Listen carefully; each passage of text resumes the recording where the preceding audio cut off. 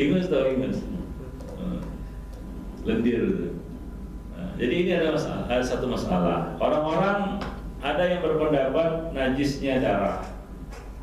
Akan tapi tidak ada hujah yang mendukung pendapat mereka ini. Ya. Memang darah itu haram berdasarkan nas Al-Qur'an. Haram darah itu. Ya, nah demikian Allah Subhanahu wa taala mengatakan hurrimat alaikumu al-maitatu wad-damu wa lahmul khinzir wa ma uhilla bihi li ghairillah. Ya, diharamkan oleh Allah Subhanahu wa taala bangkai, darah, khinzir dan apa-apa yang disembelih selain berhala-berhala yang disembelih ataupun hewan yang disembelih untuk selain Allah Subhanahu wa taala, diharamkan itu. Akan tetapi apakah najis? Nah, ini jadi masalah. Nah, demikian. Ya, dia diharamkan, memang diharamkan. Nah, mereka mengatakan bahwa pengharaman itu berkonsekuensi kepada hukum najis, sebagaimana yang mereka lakukan juga pada hukum najisnya khamar. Dan tidak samar lagi bahwa pengharaman tidaklah berkonsekuensi kepada hukum najis, dan tidak pula sebaliknya. Tidaklah semua yang dihukumi haram itu najis, dan najis itu tak pasti pasti berhukum apa? Haram, ya, dihukumi haram. Nah, demikian sebagaimana telah dijelaskan oleh As-San'ani dalam kitab Subulus Salam dan Syaukani yang kita bacakan tadi ya, dalam masalah-masalah yang berkaitan dengan hukum arak ataupun alkohol tadi. Nah, demikian. Nah, Al-Albani mengatakan, beliau menyimpulkan, dan kesimpulannya tidak ada dalil yang kami ketahui atas najisnya darah. Ya, atas najisnya darah, kecuali darah haid. Adapun klaim ataupun dugaan ataupun yang mengklaim atas kesepakatan najisnya darah, maka hal itu batal dengan penukilan yang ya kita sebutkan tadi. Ya, bahwasanya ada ulama-ulama yang misalnya ya Asy-Syaukani di dalam Syailul Jarrar dan juga di dalam Ad-Darari Al-Mudiyah dan dalam buku-buku yang lainnya, ya, dan juga para ulama lainnya mengatakan darah itu tidak najis. Ada satu riwayat di mana seorang sahabat sedang mengerjakan sholat, lalu dia dipanah, terkena kakinya, dan dia melanjutkan sholatnya sementara darah terus mengucur dari lukanya. Ini menunjukkan bahwa darah itu tidak najis. Darah itu tidak najis. Tadi sudah kita jelaskan tentang perbedaan pendapat di kalangan antara Imam Ahmad dan Imam Ahmad dengan Imam apa tadi pagi? Imam Ahmad dengan Imam Malik dan Imam Sa'id ibn Musayyib tentang batalnya sholat seseorang atau batalnya wudu seseorang karena keluarnya darah atau berbekam. Nah, Imam Ahmad berpendapat tidak batal, itu tidak membatalkan. Ya, berbeda dengan Imam Malik dan Sa'id ibn Musayyib atau sebaliknya. Coba lihat lagi nanti. Nah, demikian. Jadi ini menunjukkan bahwa darah itu bukanlah benda najis. Ya, dan itu tidak dapat dihindari. Ya, misalnya seorang sedang sholat, ya, lalu tiba-tiba luka yang sudah ditutupnya mengalirkan darah. Batal sholatnya? Ya, tentunya tidak, karena yang keluar dari tubuhnya itu bukanlah kotoran. Ya, darah bukanlah kotoran. Tidak ada orang yang luka lalu dikatakan dia membuang kotoran, tidak ada. Nah, demikian. Jadi ini menunjukkan bahwa darah itu tidak najis, kecuali yang jelas-jelas ada dalilnya, yaitu darah haid. Ya, memang Allah Subhanahu wa taala mengatakan di dalam Al-Qur'an, ya, fa'tazilun huwa adzan fa'tazilun nisaa fil mahid. Katakanlah ya bahwasanya darah haid itu adalah adzan. Adzan di sini maksudnya adalah kotoran yang harus dibuang. Jadi dia disebut sebagai kotoran. Dan Nabi juga Rasulullah SAW juga memerintahkan kepada para wanita untuk membersihkan darah haidnya. Ya, membersihkan darah haidnya dengan apa? Dengan kapas, kain atau sejenisnya. Ya, tentunya perintah untuk membersihkannya ini menunjukkan bahwasanya darah haid itu najis. Selain itu tidak ada dalil yang menunjukkan kenajisannya. Wallahu a'lam bishawab.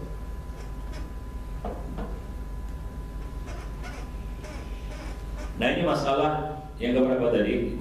Ada beberapa masalah kita bahas hari ini. Yang keberapa tadi itu?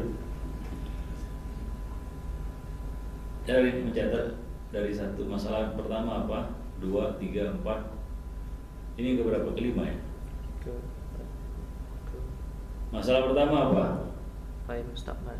Air mustaqbal. Yang kedua? Air mani. Air mani. Yang ketiga? Arak. Arak, khamar. Yang keempat? Darah. Darah. Ini yang kelima. Masalah menghadap kiblat ketika buang hajat dalam bangunan. Wah, kalau di sini kan susah ini. Dia di Australia ini dia buat apa namanya, jamban itu, tandas itu, dia tak pikir-pikir menghadap kiblat atau tak menghadap kiblat, kan begitu ya? Ya boleh jadi dia menghadap kiblat, kan begitu. Tapi dia dalam bangunan. Nah, ini satu masalah, yaitu masalah menghadap kiblat ketika buang hajat dalam bangunan. Nah, di sana ada beberapa riwayat yang menunjukkan larangan menghadap kiblat ketika buang hajat atau membelakanginya. Di antaranya adalah dari Abu Ayyub Al-Ansari radhiyallahu anhu yang mengatakan Rasulullah SAW bersabda, "Idza ata ahadukumul ghaid fala yastaqbilul qiblah wala yuwalliha dhahrahu." Ya. Wala yuwalliha dhahrahu. Syarriqu aw gharribu, kata Nabi. Jika salah seorang dari kamu ingin buang air besar, ya, maka janganlah ia menghadap kiblat dan jangan pula membelakanginya, akan tapi menghadaplah ke timur atau ke barat, artinya melencong dari arah kiblat. Diriwayatkan dari Salman, dia mengatakan, ya, dikatakan kepadanya, Nabi kalian telah mengajarkan kepada kalian segala sesuatu hingga al-khira'ah. Al-khira'ah. Ya, perawi berkata, Salman berkata, ajal, iya betul. Ya, Salman mengatakan, ya, laqad nahana Rasulullah sallallahu alaihi wasallam nastaqbil qiblah bi ghaitin aw baulin. Rasulullah sallallahu alaihi wasallam telah melarang kami untuk menghadap kiblat ketika buang air besar atau buang air kecil. Jadi ini dalil-dalil yang menunjukkan larangan kita menghadap kiblat ketika buang air besar atau buang air kecil. Ibnu Hazm Al-Zahiri mengatakan tidak boleh menghadap kiblat dan membelakanginya ketika buang air besar dan buang air kecil. Tidak di dalam bangunan ataupun di gurun pasir atau gurun terbuka, di medan terbuka.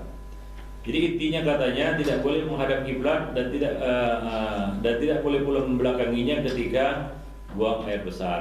Nah, demikian, atau ketika buang hajat. Nah, kemudian ada hadis, ya, yang menunjukkan bahwasanya Rasulullah SAW pernah buang hajat, ya, di satu tempat dengan membelakangi kiblat. Ya. Sebagian orang berdalil dengan hadis Ibnu Umar ini untuk menunjukkan bahwasanya kalau dia berada di dalam bangunan maka tidak mengapa menghadap ataupun membelakangi kiblat. Ya, diriwayatkan dari hadis Ibnu Umar, ini hadisnya sahih juga, diriwayatkan oleh Bukhari dan Muslim. Ya, ia berkata, aku pernah naik ke atap rumah Hafsah. Hafsah adalah saudara perempuannya, ya, istri Rasulullah SAW, untuk satu keperluan. Lalu aku melihat Rasulullah SAW buang hajat dengan membelakangi kiblat dan menghadap ke arah Syam. Ya, tentunya di sini Ibnu Umar bukanlah sengaja ingin mengintip Rasulullah SAW, bukan, ya. Hanya tanpa sengaja terlihat, dan Ibnu Umar melihat Rasulullah SAW buang hajat dengan membelakangi kiblat dan menghadap ke arah Syam.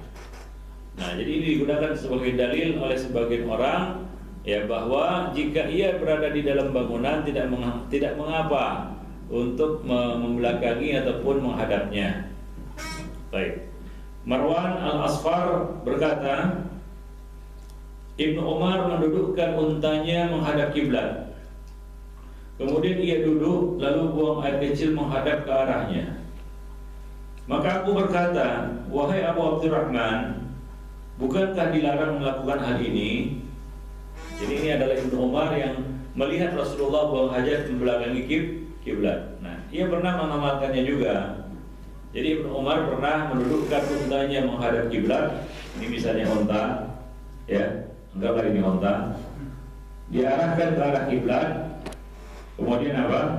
Lalu ia buang air kecil menghadap ke arahnya. Jadi di sini Ibnu Umar buang air kecil menghadap ke arah ontanya. Ontanya menghadap ke kiblat. Artinya ia menghadap ke kiblat. Nah, demikian. Lalu Marwan Al-Asfar bertanya, wahai Abu Abdurrahman, bukankah dilarang melakukan hal ini? Maka Abdullah bin Umar berkata, benar, sesungguhnya dilarang melakukan hal ini di tanah terbuka, yaitu di medan terbuka. Adapun jika di antara dirimu dan kiblat terdapat sesuatu yang menutupimu, maka tidak mengapa. Misalnya dinding atau onta tadi dihadapkan ke arah kiblat. Di sini berdirinya Abdullah bin Umar. Jadi kalau kata beliau, kalau ada sesuatu yang menghalangimu, ya antara kamu dengan kiblat, maka tidak mengapa. Nah, demikian. Ini adalah dalil yang digunakan oleh orang-orang yang mengatakan dia tidak mengapa menghadap kiblat atau belakangnya di dalam bangunan, di dalam gedung. Nah, demikian Nabi Fiddin. Dan ini adalah pendapat yang dipilih oleh sebagian ulama, di antaranya Al-Imam Al-Bukhari di dalam Sahih Bukhari. Ya, beliau lebih condong kepada pendapat ini, cenderung kepada pendapat ini, yaitu tidak mengapa menghadap kiblat, ya, atau membelakanginya di dalam bangunan atau gedung. Mana pendapat yang rajih? Ya. Jadi ini menunjukkan kelapangan kita juga. Misalnya kita di sini, dan saya lebih condong kepada pendapat Al-Bukhari ini, yaitu di dalam bangunan tidak mengapa. Ya, ini pendapat dipilih oleh kita tidak katakan jumhur, tapi banyak ulama berpendapat seperti itu. Yaitu jika berada di dalam bangunan maka tidak mengapa. Nah, di sini Ibnu Umar telah meriwayatkan, ya, Ibnu Umar telah meriwayatkan hadis bahwa dia pernah naik ke atap rumah Hafsah dan melihat Rasulullah buang hajat dengan membelakangi kiblat. Nah, kemudian beliau mengamalkannya. Ya, dan beliau mengatakan bahwasanya pendapat beliau, jika ada sesuatu yang menghalangi antara kamu dan kiblat maka tidak mengapa. Jadi menurut beliau hadis itu tidaklah mansukh. Ya, hadis itu tidaklah mansukh. Nah, demikian, yaitu dibatalkan dengan sabda Nabi sallallahu alaihi wasallam tersebut. Jadi beliau lebih memilih mengartikan, ya, sabda Nabi tersebut, ya, jika berada di medan terbuka. Ya, perintah Nabi untuk menghadap ke timur dan ke barat, yaitu melencong dari kiblat, itu berlaku di padang yang terbuka, di medan terbuka. Adapun di dalam bangunan atau gedung, maka ini tidak berlaku. Wallahu a'lam bishawab. Ya, jadi kelapangan ini mungkin dapat kita gunakan di sini, kan begitu ya. Ya, minimal di sinilah. Yang mana di sini kiblat mana? Kalau WC menghadap ke mana? Ya, gak ada jaminan lah, dia suka-suka dia kan gitu ya. Dia kan di sini kan suka-suka dia bina WC kan, apa tandas kan, mau ngadap kiblat. Nah, jadi mungkin ada kelapangan bagi itu, tidaklah perlu kita, wah saya nggak usah buang air dulu lah, kenapa? Karena WC-nya susah nanti. Jadi sempit kita kan gitu. Ini adalah kelapangan. Maka dari itu dikatakan bahwa ikhtilaf, ya, al-fuqaha adalah wus'ah. Itu ada perkataan dari para ulama bahwasanya ikhtilaf para fuqaha itu adalah wus'ah, kelapangan bagi umat Muhammad. Wallahu a'lam bishawab. Ya, bukan ikhtilaf umat rahmah, bukan. Dan itu juga bukan hadis juga, dan itu perkataan ulama. Ikhtilaful fuqaha wus'ah. Wus'ah artinya kelapangan bagi sa'ah. Sa'ah itu adalah kelapangan bagi bagi kaum muslimin. Wallahu a'lam bishawab. Ya. Oh, nak tanya, benda yang menghalang ke depan tu berapa jauh ke macam dengan kita itu? Ya, menutupi. Ya, menutupi. Ya, kalau jauh sangat kan tidak menutupi. Ya, menutupi sosok dia. Macam unta itu menutupi. Iya, menutupi kan, diarahkan ke arah kiblat seperti ini, kemudian Ibnu Umar di belakangnya hingga tertutupi dari pandangan orang. Wallahu a'lam bishawab. Nah, kemudian masalah berikutnya, sudah jelas dari masalahnya. Jadi antum berpendapat yang memilih pendapat yang mana? Nah, Bertupi. Yang boleh atau tidak boleh? Boleh. Boleh menghadap kiblat di dalam bangunan. Nah, ini pendapat ya banyak ulama juga. Wallahu a'lam bishawab. Tapi kemudian masalah buang air kecil kencing sambil berdiri.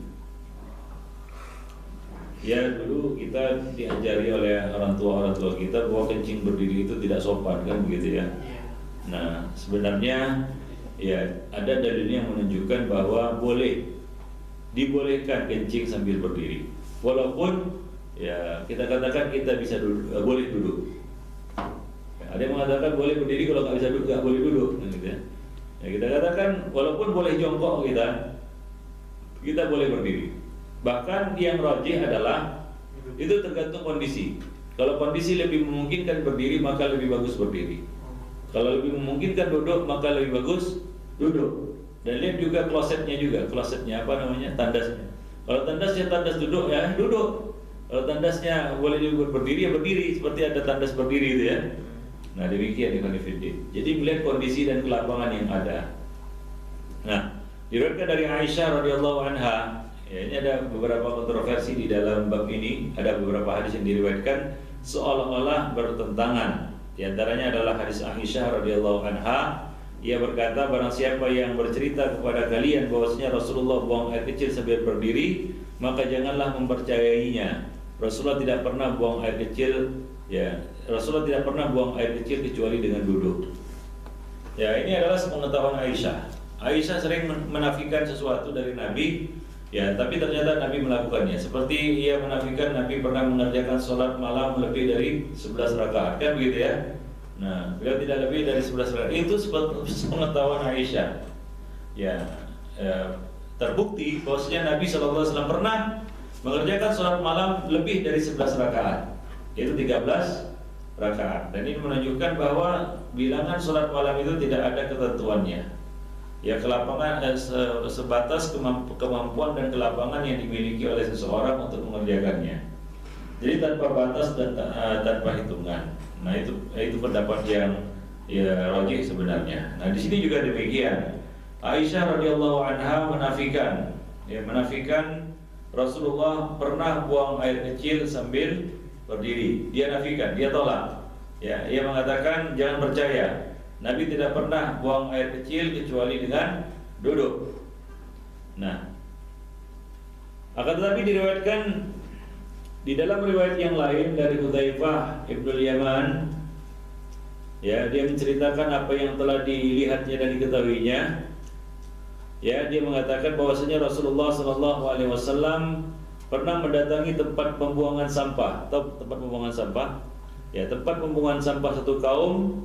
Lalu beliau buang air kecil sambil berdiri di situ.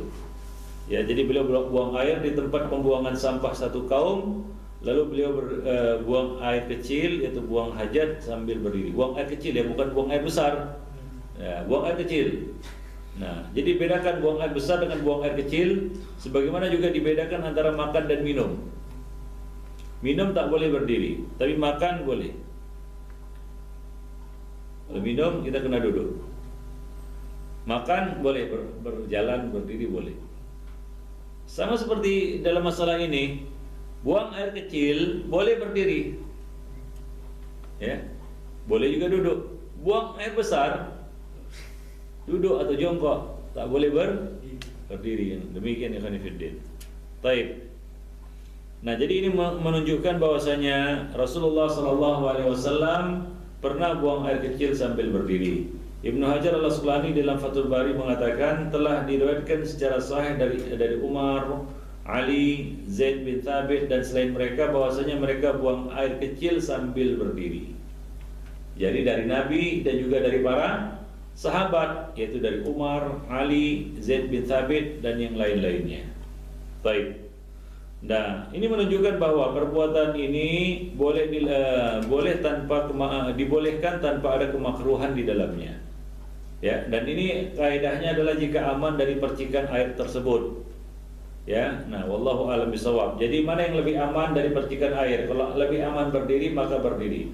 Kalau lebih aman jongkok maka hendaklah jongkok. Nah, demikian. Wallahu a'lam bishawab. Ya. Adapun perkataan Umar, aku tidak pernah buang air kecil sambil berdiri. Ya. Jadi ada satu riwayat yang menyebutkan, ya, hadis itu adalah hadis yang diriwayatkan oleh Ibnu Abi Syaibah dalam kitab Musannaf dengan sanad yang sahih. Ya, disebutkan bahwasanya Umar berkata, aku tidak pernah buang air kecil sambil berdiri semenjak aku masuk Islam. Namun itu bertentangan dengan perkataan Zaid bin Thabit. Ya, hadisnya juga sahih riwayat Ibnu Abi Syaibah juga, bahwa dia mengatakan, aku melihat Umar buang air kecil sambil berdiri.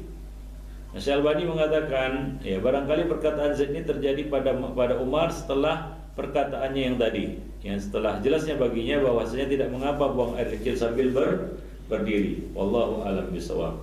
Baik. Jadi kesimpulan dalam masalah ini adalah seperti yang dikatakan oleh Al-Hafiz Ibnu Hajar Al-Asqalani, yaitu apa? Boleh buang air kecil sambil berdiri tanpa ada kemakruhan di dalamnya jika aman dari cipratan air seni. Jika aman dari cipratan air seni. Nah, demikian ikhwan fillah, azanillahu wa iyyakum jami'an. Nah, itu berkaitan dengan apa? Dengan masalah buang air kecil sambil berdiri. Jadi boleh ya kita buang air kecil sambil berdiri, walaupun kita dapat jongkok, boleh jongkok, tapi kalau kita milih berdiri ya boleh berdiri. Milih jongkok silakan jongkok. Jadi ada kelapangan bagi kita di dalam melaksanakannya. Wallahu a'lam bishawab. Nah, baik. Ini jam berapa? 5:30. Kita rehat dulu, nanti kita lanjutkan lagi ya setelah rehat kira-kira 15 menit ya. Coba ada air minum. Yes aja. Sprite apa? Sprite. Ada yang tanya? Ya Ustaz, kalau minum berdiri boleh ke macam mana? Tak boleh, Tak kena boleh. duduk lah. Minum berdiri tak boleh. Boleh. Tak ada. Nabi memerintahkan untuk memuntahkan orang yang minum sambil berdiri, Ya. maka hendaklah dia memuntahkannya. Memang tidak ada dalil yang membolehkannya. Ada dalil. Tak ada. Dalilnya melarang. Hah? Dalilnya melarang. Melarang. Larangan. Melarang minum sambil berdiri. Terus ada satu sahabat dia buat satu kuliah cerita pasal hadis itu, dan kemudian ditanya soalan. Soalannya ditanya, makan bagaimana? Sahabat itu menjawab, makan lebih teruk lagi. Semakan ni tak bolehlah dirikan. Makan boleh diri. Walaupun tak ada dalil daripada hadis Nabi sallallahu alaihi wasallam, tapi sahabat tu dia jawab malah itu lebih teruk. Hah? Ada gitu. Ada. Lebih teruk. Perawi. Teruk lah, makan lagi teruk. Perawi itu mungkin. Perawi ya. Ya. Gimana? Perawi? Yang mengatakan seperti itu siapa? Nabi atau? Bukan, itu sahabat Oh, yang iya. ngajar. Perawinya kan? Iya. Ustaz, kalau semasa perang macam mana? Kena duduk lah kalau nak minum. Gimana? Kalau semasa perang ke? Ya dalam kondisi-kondisi darurat ya nggak mungkin kita duduk ya, itu darurat. Darurat. Tapi darurat itu kan tidak boleh kita jadikan dalil untuk semua keadaan. Berubat dengan alkohol kiranya boleh lah, sebab dia bukan najis.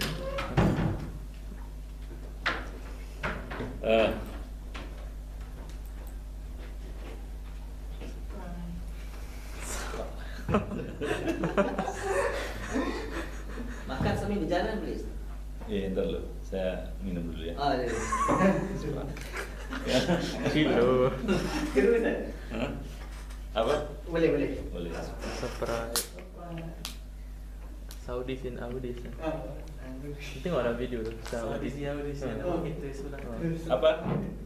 Adanya apa kiranya video klip orang Arab bawa kereta Audi.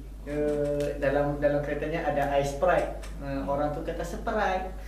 Sprite kata. Oh. Apa maksudnya? Maksudnya air itu dia menyebutnya Sprite. Sprite. Oh, Sprite. Surprise apa tu? Sprite. Dia nak kata Sprite tu. Sprite tapi bunyi. Surprise. Di mana? Di mana? Di Di dalam mana? YouTube. YouTube. Saudi YouTube. Audi. Mana dia coba tunjuk saya? Dia lagu-laguan Ustaz. Buka ni ya. Oh, gila tu. Orang Arab, coba lihat orang Arab dulu. Gimana tadi? Makan sambil Jalan. berlari, Jalan. berjalan. Berdiri lah ya. Berjalan itu kan berdiri kan mungkin duduk kan. Betul.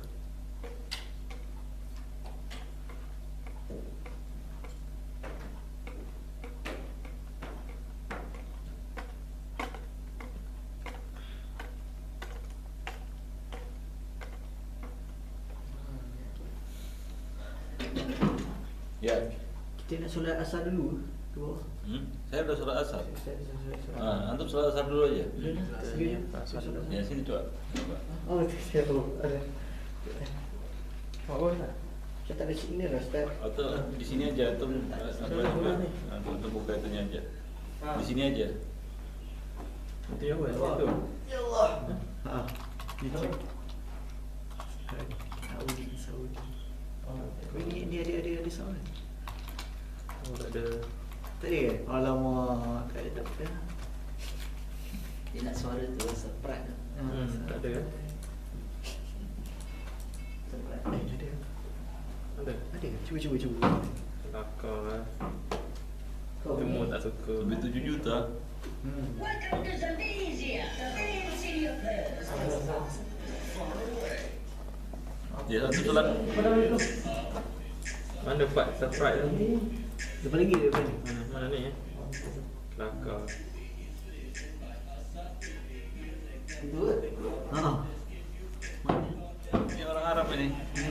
Arab gila. Dia bawa kereta sebelah. Oh, dia tu sebelah. Dia bawa kereta 2 tayar je. Dia tayar. Eh? Hilang tak saudara? Kau tunjuk benda tu yang hilang tu. Ke kau mute? Ha? Oh ya. Mana dia? Ah tu. Kau Dia Arab betulan atau pura-pura jadi Arab ini? Ni macam Arab betul. Arab betul, Arab betul. Surprise. Tak ada tu, tadi sound tu. Tadi ada. Tadi ada. Oh, dia apa Bila dimatikan? Azim turunkan sudah hilang bunyinya. Itu tulis. Gini caranya. Gimana yang aja ini?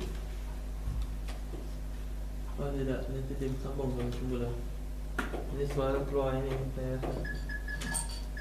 Tak ada suara. Tutup balik. Kita balik eh. Matikan aja dulu.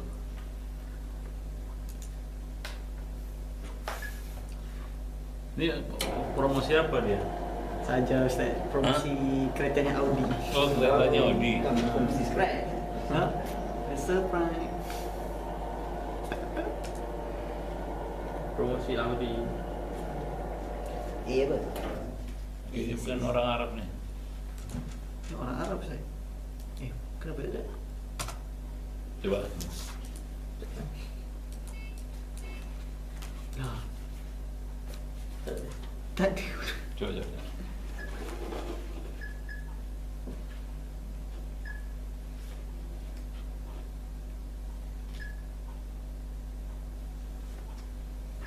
Tak ada. Tak ada berapa. Tadi keluar. Telefon. Telefon ni. Udah. Di sini aja. Antum apa aja? Apa hotspot aja biar buat di sini. Boleh Ustaz. Udah ada ya. Ini tinggal masuk aja antumnya. Jangan Ustaz. Otomatis. Nampak boleh. Ya, saya. Mungkin ni Ustaz.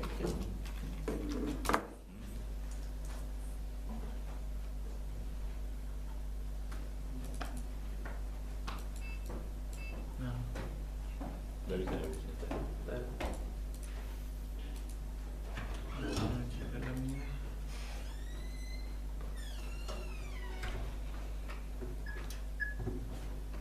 Siapa mana si Alif? Mereka hantar Ustaz Sabri ke Hello. lapangan Hello. terbang. Oh, ke lapangan dulu. Hello.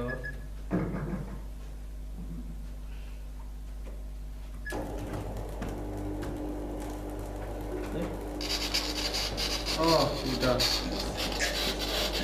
Oh, ni bunyi. Oh ya. Oh.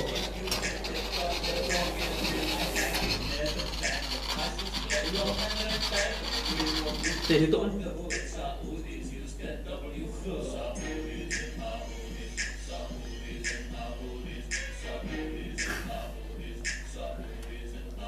Bunyi.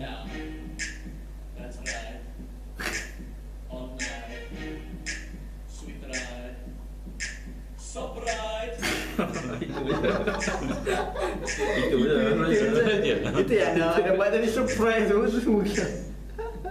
Oh ni. Ha.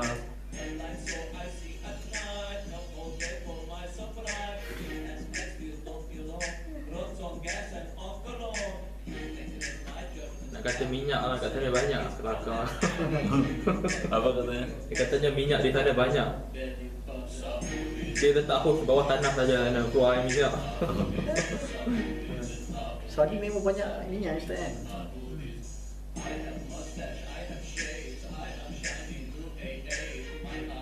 Gila Arab gila ni. Ya, gila. Naik promo tahap ni Audi. Oh, rumah Audi. Oh, ya tu lah. Keretanya Ustaz.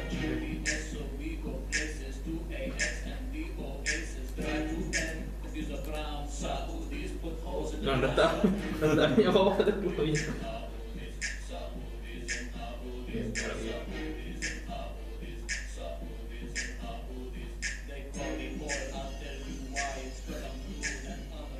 Dia kata kualiti minyak bagus lah. Boleh buat untuk barbecue tadi. Minyak Saudi kan bagus Ustaz kan? Arab Saudi kan?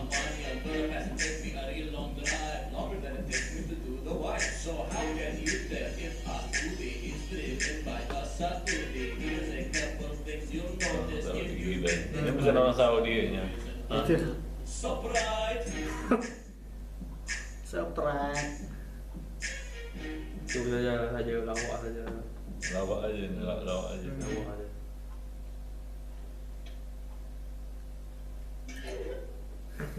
Tak ada apa. Saja. Ya. Ya. Tak nak pisau lagi Ustaz? Ya. Ni boleh pakai ya? Boleh pakai. Itu belakang tu nampak dengan suaranya boleh. Oh, ya. Ya.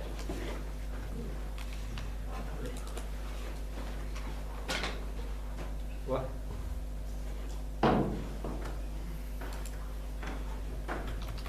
Surprise.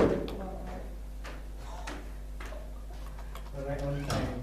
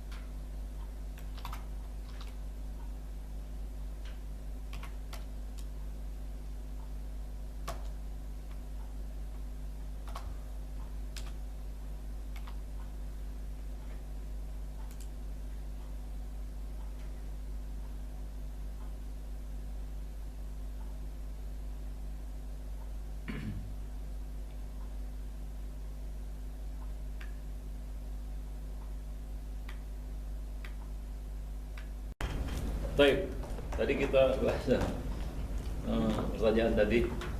Oh, makan. Makan. Berdiri. Makan berdiri.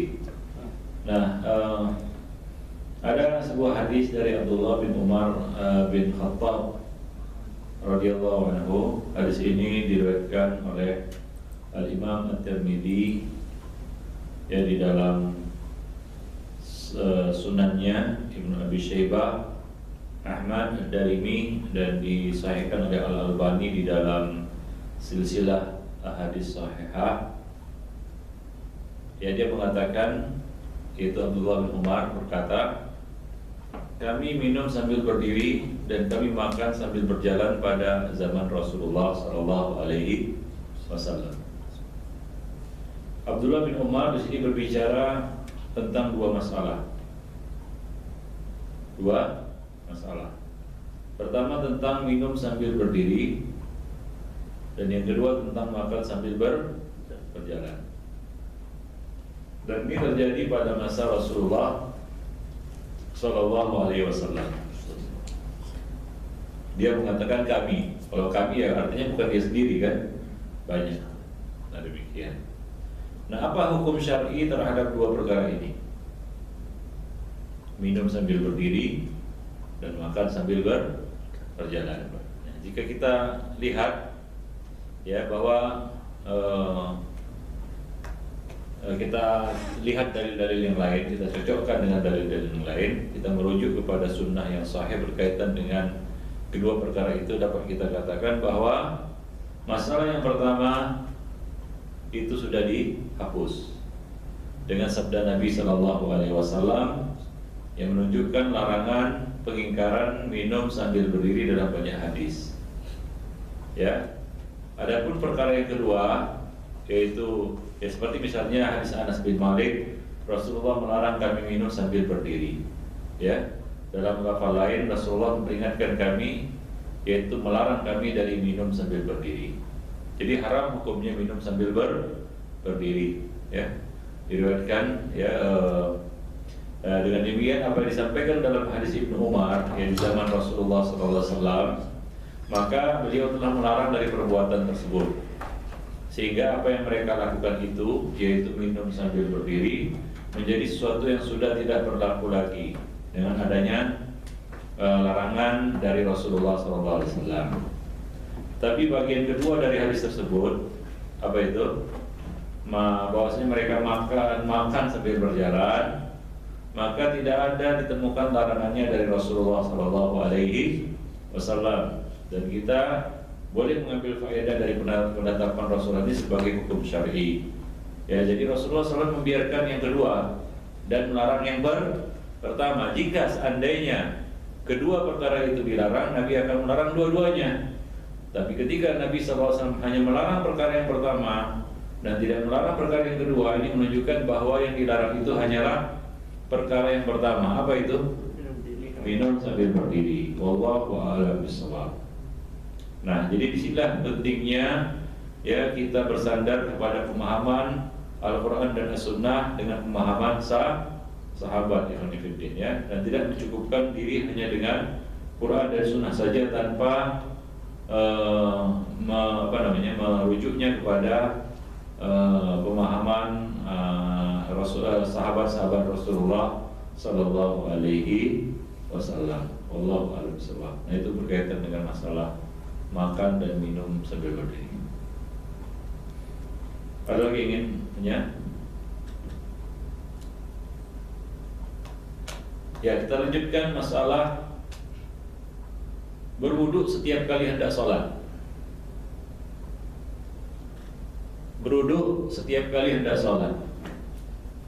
Nah, diriwayatkan dari Abu Hurairah radhiyallahu anhu, Rasulullah SAW mengatakan, "Laula an asyqa ala ummati la amartuhum 'inda kulli salatin biwudu'in aw ma'a kulli wudu'in bisiwakin." Hadisnya sahih, diriwayatkan oleh Al-Imam Ahmad dengan sanad yang hasan, disahihkan oleh Al-Albani di dalam Sahih Targhib wa Tarhib.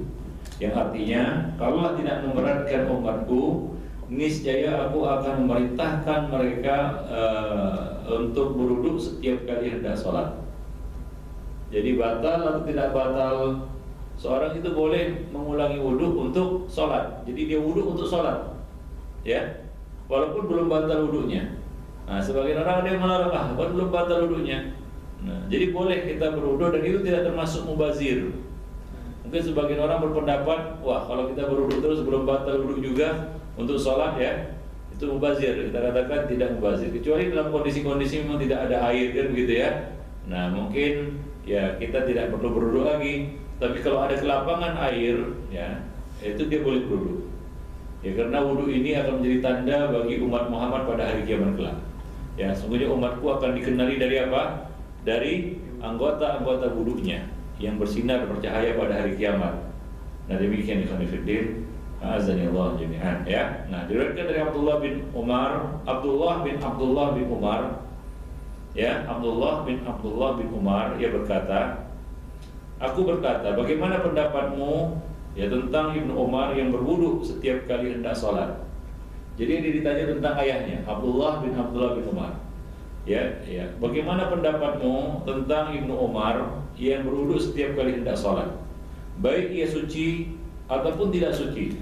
Mengapa begitu?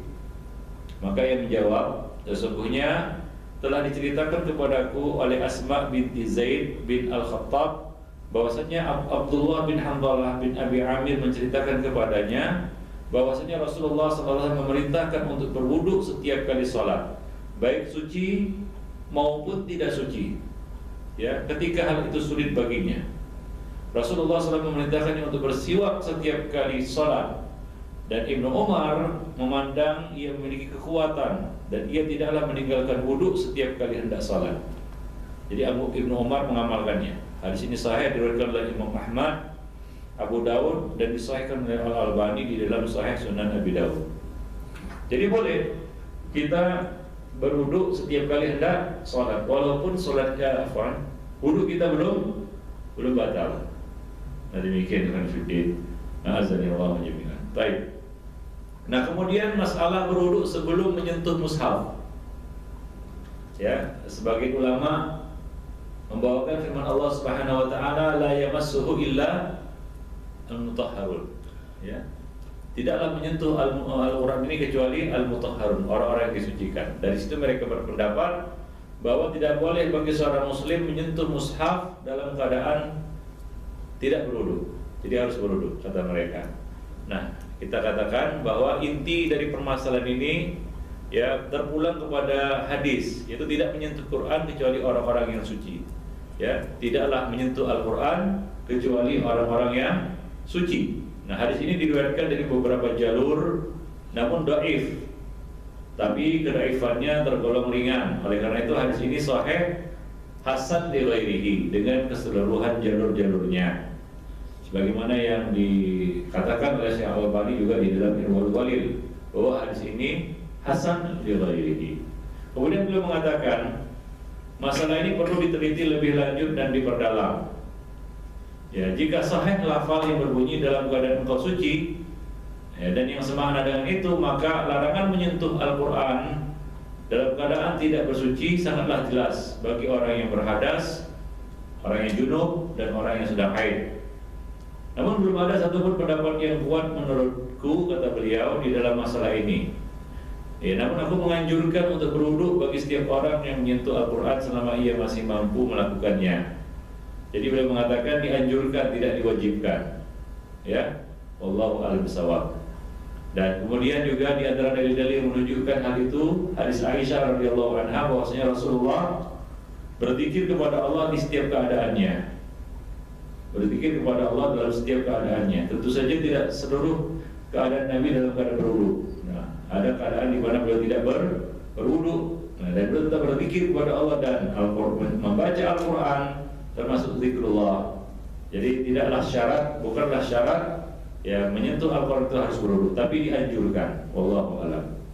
Maka Syekh Al-Albani mengatakan di dalam silsilah ahadits shahihah, beliau mengatakan yang paling utama adalah ia membaca Al-Quran dalam keadaan bersuci, yaitu dianjurkan, sunnah muakkadah. Ya, berdasarkan sabda Nabi SAW ketika membalas salam setelah bertayamum. Ya, beliau mengatakan inni karihtu an adzkurallah illa ala tuhrin. Ya, atau dalam riwayat dikatakan au ala taharatin.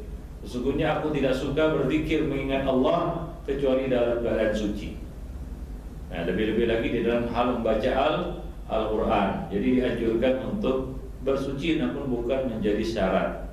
Ya, beda syarat. Kalau seperti sholat kan harus, ya, wajib, tanpa wudhu sholat tidak sah. Tapi membaca Al-Quran hukumnya cuma dianjurkan saja. Nah, itu masalah menyentuh mushaf, ya, tanpa wudhu, ya. Jadi ya kita katakan boleh menyentuh mushaf tanpa berwudhu. Namun alangkah lebih baiknya sunnah muakkadah, ya, dianjurkan, sangat ditekankan sekali untuk berwudhu, ya, karena Nabi mengatakan aku tidak suka mengingat Allah Subhanahu wa taala, berzikir kecuali dalam keadaan suci. Wallahu a'lam bishawab. Nah, kemudian masalah berikutnya, masalah batalkah menyentuh kemaluan dengan tangan? Ya, menyentuh kemaluan dengan tangan apakah membatalkan wudu? Nah, ini masalah yang pelik apabila kita mandi junub. Mandi junub kan, kita mandi junub wudu dulu kan? Iya kan? Kemudian ya ketika kita mandi kita, ya pastilah, ya, kalau tidak dikatakan pasti, ya kadang-kadang pasti juga akan menyentuh apa? Tangan kita menyentuh ke kemaluan, ya, untuk membersihkannya. Bukan kayak demikian, walaupun awal-awal sudah dibersihkan, ya, namun kadang-kadang juga kena pakai seluar mandi. Ya, Mandi pakai seluar Ustaz. pakai seluar. Ya, kalau tidak pakai seluar, ya pakai seluar juga kadang-kadang, ya, tangan itu kadang-kadang lupa dia. Nah, ini masalah. Batalkah wudu karena menyentuh kemaluan dengan tangan? Batalkah wudu, ya, karena menyentuh kemaluan kita dengan tangan? Kemaluan tahu, ya? Ya. Malu. Apa? Azim. Tahu kemaluan? Amin tak tahu. Tahu. Gitu. Nah, berdasarkan hadis, ya, di sana ada beberapa hadis. Yang pertama hadis Busrah binti Safwan radhiyallahu anha. Ya, dari Nabi SAW yang mengatakan, ya, jika seseorang dari kamu memegang kemaluannya maka hendaklah ia berwudu. Man massa dzakarahu falyatawadda. Barang siapa memegang kemaluannya maka hendaklah ia berwudu. Abu Hurairah meriwayatkan dari Nabi SAW yang mengatakan, "Idza ufdiya ahadukum biyadihi ila farjihi wa laysa bainahuma sitrun wa la hijabun falyatawadda." Ya, hadis ini mengatakan jika salah seorang dari kamu merogohkan, rogoh tahu ya, masukkan tangannya ke kemaluannya tanpa alas antara keduanya, antara tangannya dan kemaluannya tanpa pembatas, maka hendaklah ia berwudu. Ia mengulangi wudunya, artinya batal wudunya. Oleh sebab itu sebagian ulama memasukkan salah satu di antara pembatal wudu adalah memegang kemaluan, menyentuh kemaluan dengan tangan. Ya, ini agak rumit memang masalah ini. Bagaimana kalau yang menyentuhnya bukan tangan? Misalnya lengan tangan. Ya, apa bedanya menyentuhnya dengan tangan, dengan pergelangan tangan, ya, dengan siku, atau dengan bagian tubuh yang lainnya, atau dengan kaki misalnya? Ini apalah namanya juga bab fikih, ya, kita bicarakan agak luas sedikit. Ya, misalnya dia menyentuhnya dengan kaki, apakah batal? Kena paha Ustaz. Hah? Kena paha. Nah, itu masalah, kenapa? Nah, apakah batal wudunya? Batalkah wudunya karena dia menyentuhkan kemaluannya dengan kaki atau dengan tangan? Apa bedanya dengan tangan dengan kaki? Kita tapak tangan dia tadi. Jadi kalau dalam kitab kuning itu tapak tangan Ustaz. Nah, yang tak boleh. Ya, dengan tangan maksudnya dengan tapak tangan kan gitu ya. Nggak mungkin orang menggenggam dengan ini. Tak bisa. Orang menggenggam dengan ini. Tak batal Ustaz. Nah, ya. Iya. Jadi kalau dia dengan telapak kaki gimana? Oh, lah. Contoh ini misalnya masalah fikih kan begitu. Maka kita di sini ada menukil pendapat yang lain, ya, yaitu pendapat yang mengatakan bahwa, ya, menyentuh kemaluan dengan tangan tidak membatalkan wudu kecuali dia menyentuhnya dengan syahwat. Ini pendapat ulama. Syekh Utsaimin, Syekh Albani bahkan Ibnu Taimiyah ya dan beberapa ulama-ulama lainnya memilih pendapat ini, yaitu batalnya menyentuh kemaluan dengan tangan, batalnya wudhu karena menyentuh kemaluan dengan tangan itu berlaku jika dia menyentuhnya dengan syahwat. Kalau dia tidak menyentuhnya dengan syahwat, apa artinya dengan syahwat? Ya tahu lah dengan syahwat kan gitu ya. Ya untuk menaikkan birahinya, maka batal wudhunya. Nah, diriwayatkan dari Thawb bin Ali, ia bertanya kepada Rasulullah SAW tentang seorang laki-laki yang menyentuh kemaluannya setelah ia berwudu. Maka Nabi berkata, "Wal huwa illa ya bud'atun minhu." Bukankah kemaluan itu bagian dari anggota tubuhnya? Ini kias yang digunakan oleh Nabi SAW ketika ditanya tentang seorang yang menyentuh kemaluannya dengan tangan. Nabi berkata, apa bedanya dengan dia menyentuhkan kemaluannya dengan anggota tubuh yang lainnya? Bukankah ia bagian dari anggota tubuhnya? Kemaluan itu adalah bagian dari anggota tubuhnya. Maka Syekhul Islam Ibnu Taimiyah menggabungkan antara hadis busrah dan hadis talq ini dengan membawakan hadis yang pertama kepada makna menyentuh kemaluan dengan syahwat, ya, dan hadis yang kedua menyentuh kemaluan tanpa syahwat. Karena kalau tanpa syahwat ketika kita mandi kan tidak ada syahwat, yang ini memang untuk dibersihkan gitu ya, itu tidak mengapa. Ya, dia ada seperti bagian tubuh kita yang lainnya. Apa bedanya menggosok dengkul dengan menggosok kemaluan? Kan sama saja. Atau menggosok kemaluan dengan tangan atau dengan kaki, sama saja. Kalau tanpa syahwat, yang menjadi titik perbedaan adalah apabila ia menyentuhkannya dengan syahwat. Nah, demikian konfidit, ya. Dan hadis yang kedua, ya, menyentuh kemaluan tanpa syahwat. Sabda Nabi SAW yang tadi yang kita sebutkan tadi, ya, hal huwa illa bud'atun minka, bukankah kemaluan itu adalah salah satu bagian dari tubuhmu?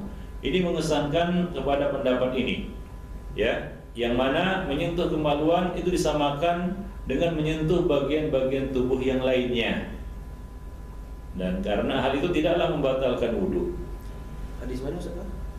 Hadis Talq Ibnu Ali tadi. Dalam kitab mana?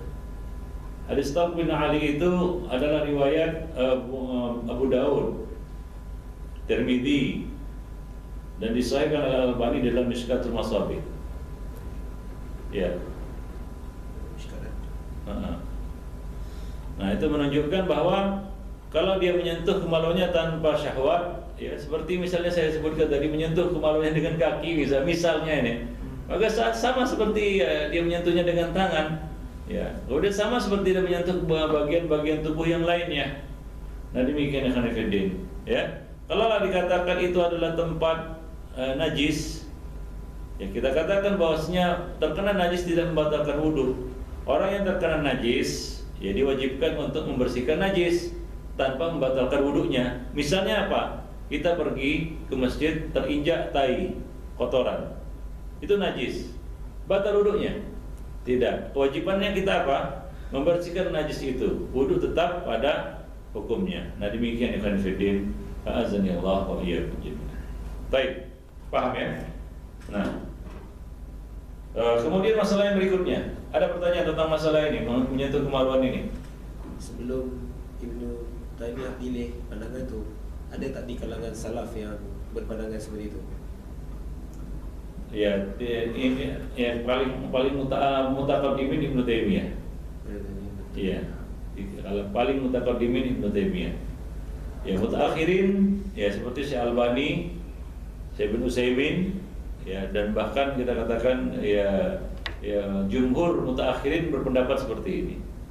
Ya, banyak di kalangan mutaakhirin berpendapat seperti ini. Itu membedakan antara menyentuhnya dengan syahwat dengan menyentuhnya tanpa syahwat. Wallahu a'lam.